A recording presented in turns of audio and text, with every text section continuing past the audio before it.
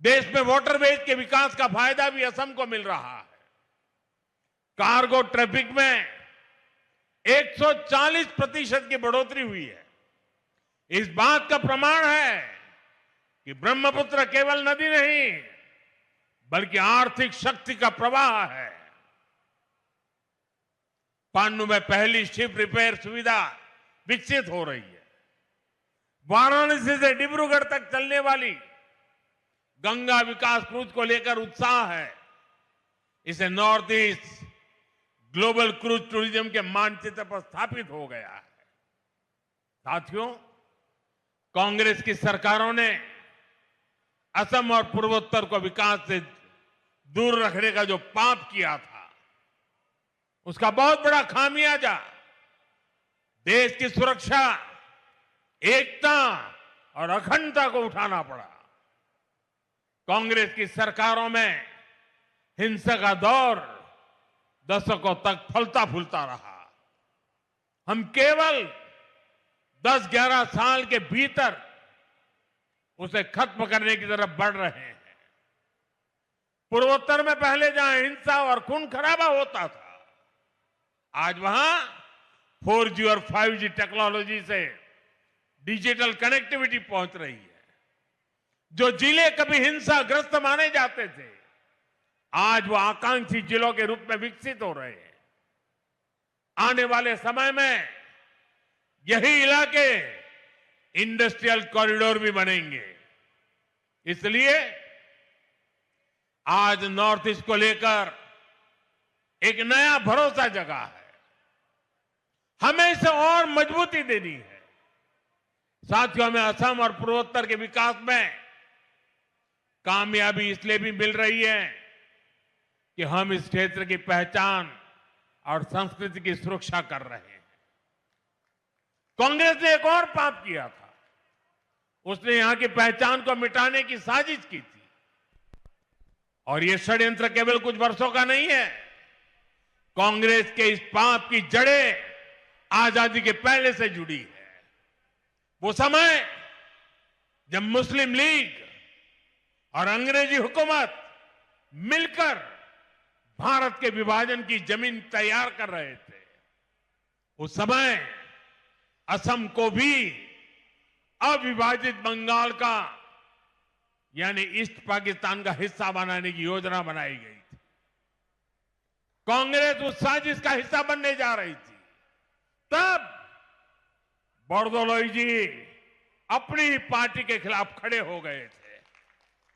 उन्होंने असम की पहचान को खत्म करने के इस षड्यंत्र का विरोध किया और असम को देश से अलग होने से बचा लिया। भाजपा पार्टी हमेशा पार्टी लाइन से ऊपर उठकर हर देशभक्त का सम्मान करती है। अटल जी के नेतृत्व में जब भारतीय जनता पार्टी की सरकार आई, तब उन्हें भारत रत्न दिया गया।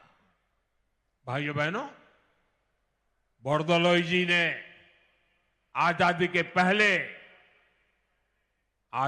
पहले तो आसाम को बचा लिया था, लेकिन उनके बाद कांग्रेस ने फिर से असम विरोधी और देश विरोधी काम शुरू कर दिए। कांग्रेस ने अपना वोट बैंक बढ़ाने के लिए मजहबी तुष्टीकरण के षड्यंत्र रचे।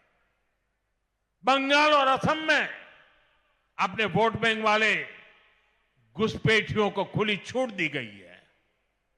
यहां की डेमोग्राफी को बदला गया है। इन घुसपैठियों ने हमारे जंगलों पर कब्जा किया, हमारी जमीनों पर कब्जा किया। इसका नतीजा यह हुआ कि पूरे असम की सुरक्षा और पहचान दांव पर लग गई है।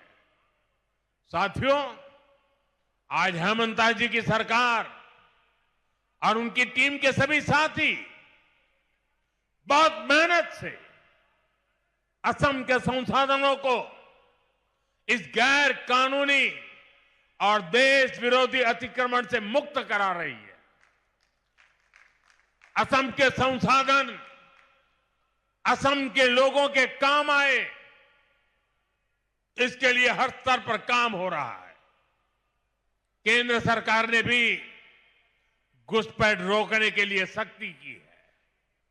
अवैध घुसपैठियों को बाहर निकालने के लिए उनकी पहचान भी कराई जा रही है। लेकिन भाइयों बहनों, कांग्रेस पार्टी और इंडी गठबंधन के लोग खुलकर देश विरोधी एजेंडों पर उतर आए हैं। देश का सुप्रीम कोर्ट तक घुसपैठियों को बाहर करने की बात कर चुका है। लेकिन ये लोग घुसपैठियों के बचाव में बयानबाजी कर रहे हैं। इनके वकील कोर्ट में घुसपैठियों को बचाने की पैरवी कर रहे हैं।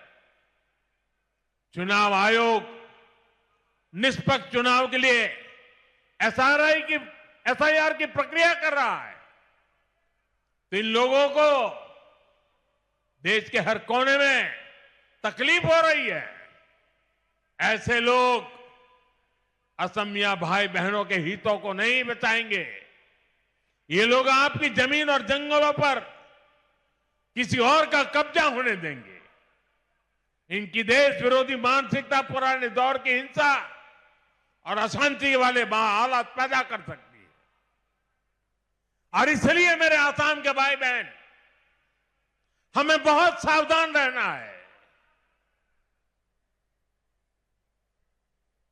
जिस असम की अस्मिता के लिए बोरदोलोई जैसे लोगों ने जीवन भर अपना सब कुछ न्यौछावर किया, हमें उसकी रक्षा करनी है। असम के लोगों को एकजुट रहना है। हमें असम के विकास को डिरेल होने से बचाना है। कांग्रेस के षड्यंत्रों को पल पल कदम कदम पर विफल करते रहना है। साथियों, आज दुनिया भारत की ओर उम्मीद से देख रही है। भारत के भविष्य का नया सूर्योदय पूर्वोत्तर से ही होना है। इसके लिए हमें साथ मिलकर अपने सपनों के लिए काम करना होगा। हमें असम के विकास को सबसे आगे रखकर चलना होगा। मुझे विश्वास है हमारे सामूहिक प्रयास असम को नई ऊंचाई पर ले जाएंगे। हम विकसित भारत के सपने पूरा करेंगे और विकसित असम से विकसित भारत का रास्ता बनने वाला है। इसी कामना के साथ मैं एक बार फिर नए टर्मिनल की बधाई देता हूं। आप सबका बहुत बहुत धन्यवाद। मेरे साथ बोलिए, वंदे वंदे वंदे वंदे वंदे वंदे वंदे।